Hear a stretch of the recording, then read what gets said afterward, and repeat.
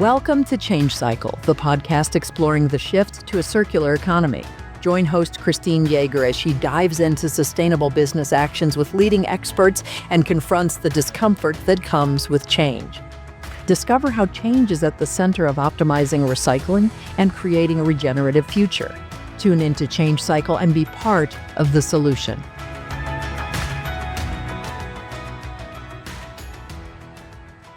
Welcome to Change Cycle. I'm your host, Christine Yeager, and today we're going to dive deep into change management. We've already had a couple episodes about the circular economy and about to introduce the topic of extended producer responsibility. But as the title suggests, in this podcast, I want to talk also about the business practice of change management. Why? Why do sustainability professionals need to influence change? In a recent report from Trellis titled The State of Sustainability Profession, which Trellis, if you don't know, used to be GreenBiz. They've done reports every other year for a while about the state of the sustainability professional. And in this report, there's a quote. In 2022, 74% of respondents reported that their budget had increased, whereas only 4% saw it reduced. But then 2 years later, in 2024, only 57% saw their budgets increase, while 9% were scaled back. So teams are being asked to do more with less. And even though in the sustainability profession, they seem to be hiring more employees, maybe more in the finance area or what have you. If the budgets aren't increasing, then again, they're being asked to do more with less.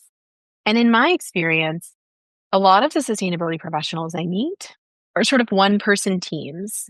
They are tasked to drive the sustainability agenda, and they don't have a team, and they need to rely on people across the organization to help them implement that team. And then the current political climate, it's more critical than ever that sustainability professionals be able to influence change both internally and externally in order to be successful in their jobs.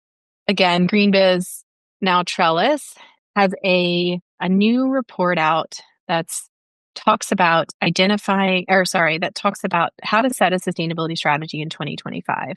And the very first step in that report is to identify and engage priority stakeholders who are critical to sustainability buy-in. At the end of the day, as I mentioned before, the person who holds the purse strings is the one you need to influence in order to release funding and set strategic direction across the organization that is linked to the sustainability agenda. So today we're going to talk about understanding change management. What is it? We'll talk about the change curve that people generally go through emotionally.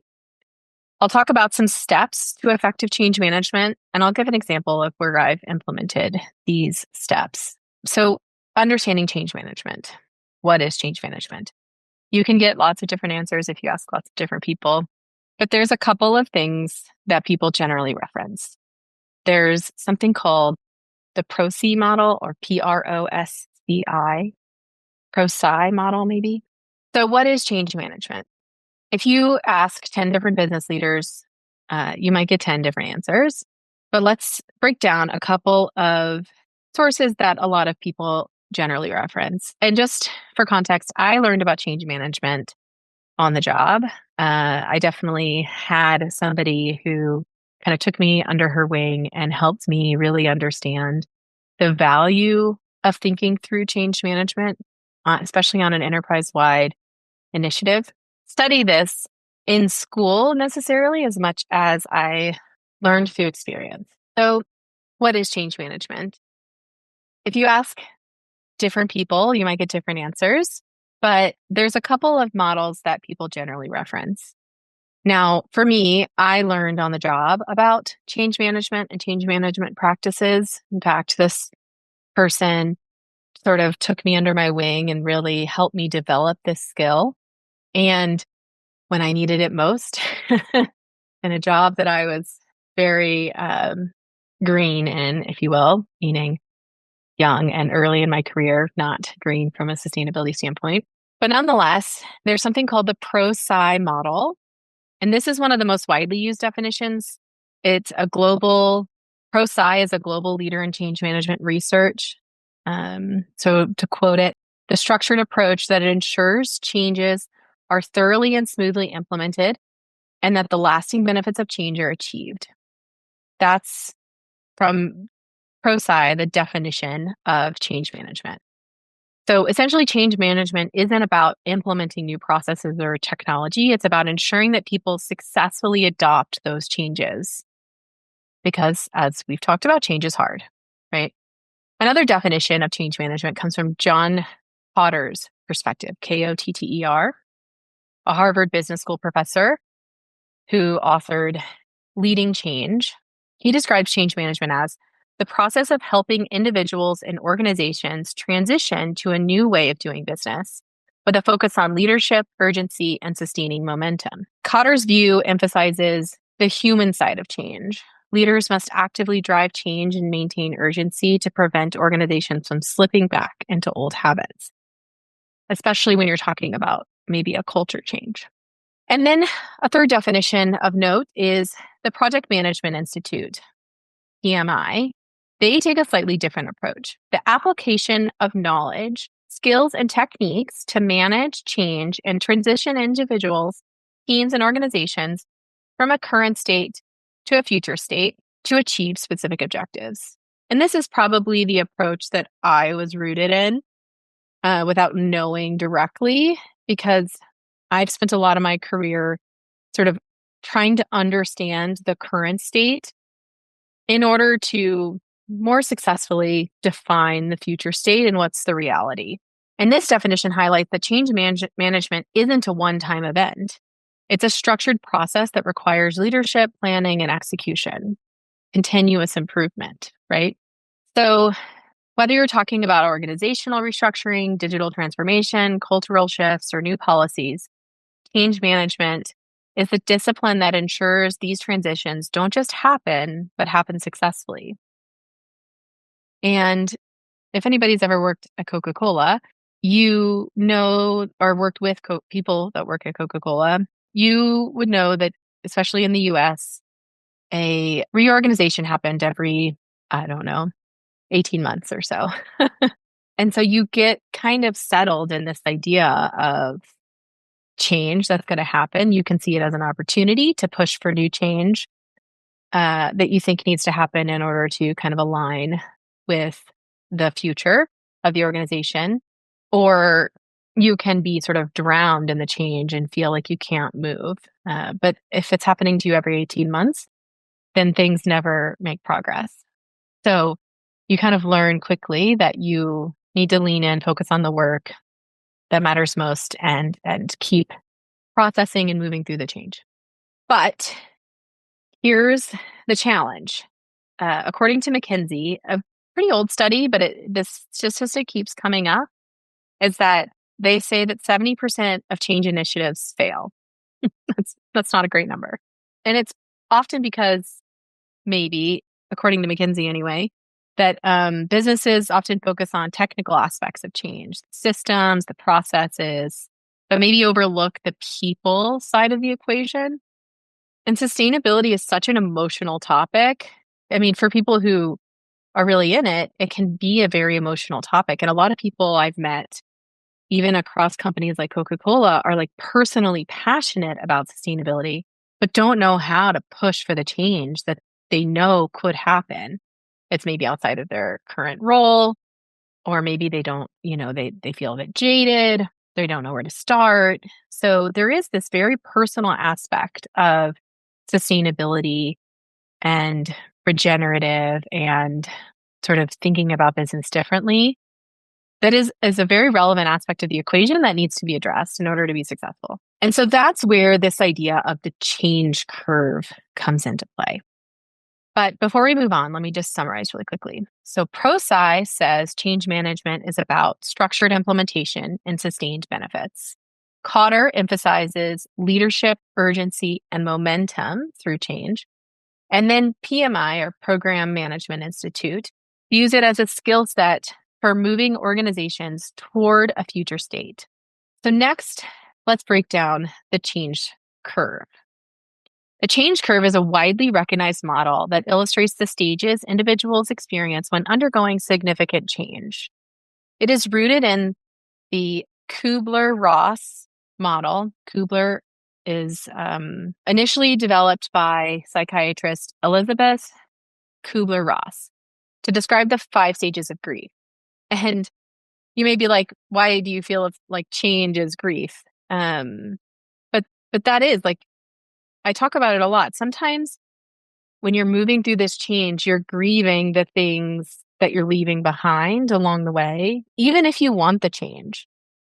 Like, for example, when I left Coca-Cola, I made that choice. Like, I opted in to this change, but there's still a lot of things that I grieved about leaving the company where I grew up, effectively grew up in my 20s and 30s, leaving a community of people that I had built.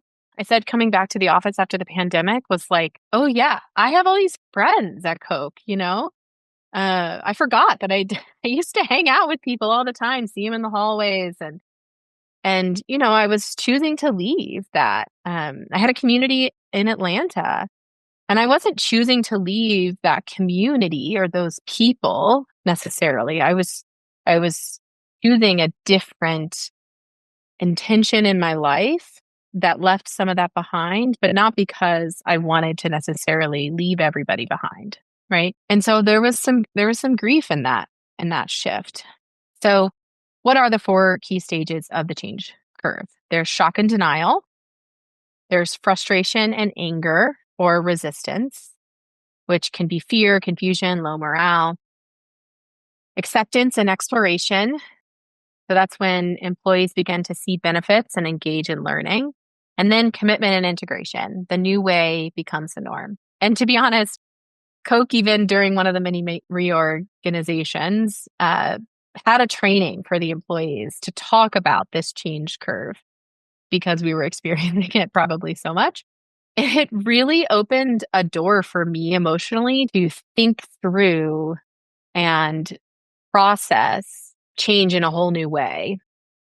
Especially during a reorganization at a major company, there's this like survivor's guilt because maybe somebody you worked with didn't make it through and you did make it through, and you then start to measure yourself up against everything. So this change curve and thinking about change through the lens of allowing yourself this compassion to grieve the change and move through it and process it can be really powerful. So it's especially powerful if leaders recognize these steps and then leverage it to tailor their approach. So in a previous podcast, I talked about some steps that I use to drive effective change. I'm going to rehash those steps in the context of the change curve. So the steps are: define the vision, understand the stakeholders, map out the change, articulate the change in the context of what matters to those stakeholders, and then celebrate the outcomes. Now, in there is also implementation, but I'm just really honing in on the change aspect of it. So define the vision. What's the vision? And in that vision, it needs to be, what's the why behind the change? Why do we need this change? And that should be rooted in what we're trying to achieve, right? So this helps address denial and resistance to change. And as I mentioned in a previous podcast, this also provides a guiding post to come back to during the exploration stage, because self-doubt is real. And even more so when you have other stakeholders maybe doubting because they're resisting the change, and then they start to doubt, and then it creates a whole storm of doubt going on across maybe a whole project team. So then you can come back to that vision. Understand the stakeholders. Who is affected by the change and how? This is an opportunity to empathize with those affected by the change. Why might they be feeling fear, frustration, or anger? So going back to the frustration and anger step in the curve, like trying to think through what's causing that. What is the resistance to change? What's motivating that resistance? Are they adversaries or are they advocates? And recognize that even if they're advocates, change is hard. Even for those that want the change to happen, they will still see problems. They will still have frustration. They may be driving toward that change out of anger. And so you've got to think through what are the pinch points that are driving that resistance, and empathize with all stakeholders across that sort of spectrum of adversary to advocate. Then map out the change. How can we make the change more smooth for everyone? What is the path of least resistance? It helps them move past the emotion of shock, denial, anger, and frustration, and into the acceptance and exploration. They can start to see what that change will look like. They can start to see what it means for them personally. Only if you do the next step, articulate the change in the context of what matters to those stakeholders. So once you've kind of mapped out what it's going to look like, then you personalize what that means maybe for them and what benefits they will see based on you understanding their frustrations and their potential resistance, right? So now you can start to articulate the change in the context of what matters to them, personalize what that means, and that really facilitates the movement from acceptance and exploration to commitment and integration. By addressing key stakeholders' fears, frustrations, and confusion through this step, you'll help them see how the change can be perceived as a positive, right? Hey, I know these are the things that you've been frustrated by. Here is how this change is going to address those things. Now, also, you can thoughtfully and proactively say, these are the things we will not address because of X, Y, and Z reason. And that, by addressing that, being transparent about that, that's where you foster trust. And so perhaps people can move beyond the feelings of frustration because they see the why, they see the benefit, they see the vision. Then, of course, there's the hard part around implementation. But as you've gotten them onto the journey, now let's celebrate the positive and negative results of the outcome. This really can solidify and empower the team to become advocates. And it can really, in my case, I've seen this step help me turn adversaries into advocates. It gives them, the team members, an opportunity to recognize the successes and the failures, and then provide input toward continuous improvement. And so what do I mean by this? I'll give an example. As I said, I've navigated this change curve myself many times, and I kind of lean into it now. Like, hey, oh yeah, I'm in this denial and shock phase. Let me sit here for a minute and then I will move on, right? And around 2016, during one of the mini reorgs that I mentioned, I became obsessed with this idea of Agile. As I said before, I have recently learned that I have ADHD and much more the inattentive type. And with that comes hyperfixation. I think I probably became hyperfixated on this idea of Agile. And I could see the application beyond like technology implementations into everything. And I could see the connection between thinking Agile, working Agile, and growth mindset. And this idea of, I don't know how to do it yet. We haven't implemented this yet. And really thinking and putting myself in this growth mindset and not being bogged down by the long haul. And why might I be bogged down by the long haul is because prior to thinking Agile, I worked on IT projects that were of the waterfall approach. And what is that? Waterfall approach is how I learned how to do IT implementations or technology implementations, which meant you spend months and months and months defining all of your requirements. You hand over all of those requirements to the technology team. They read the requirements, interpret the requirements, build, design against your requirements, build against your requirements, deliver against your requirements, a whole finished product. That's when you see it. Agile, on the other hand, you have requirements, but mostly you have acceptance criteria. So it gets you to think differently. What needs to be true for me to accept this technology solution? So it's a different way to think about your requirements. Then you hand those over to a team, and you are a member of that team along the journey. And you have daily stand-ups, and you talk through, and you answer questions on the fly. And then as they build a small set and a piece of the puzzle, they bring you that piece of the puzzle and they say, is this in line with where you're expecting the finished puzzle to look like? And you say yes or no. And then you move on. And so you adjust every day almost. You're sort of constantly making these minor tweaks as a team. And so that when you do get to the final product, it's not a surprise reveal. It's a look, it's exactly what you expected it to be. And you helped build it. And so you are invested in it. And the other thing, which is my favorite part, is the retrospective. And so the retrospective is when you talk through what worked and what didn't at the end of each kind of chunk of delivery. And that is celebrating the outcome. It's saying what worked. All of these things were great. So even when you're kind of frustrated and you feel like, and you fall into this mindset of everything was failing, when you force yourself to name 3 to 5 things that worked, you're like, oh yeah, these things did work. It wasn't all a failure. And you also give space for the frustrations and you open out what didn't work.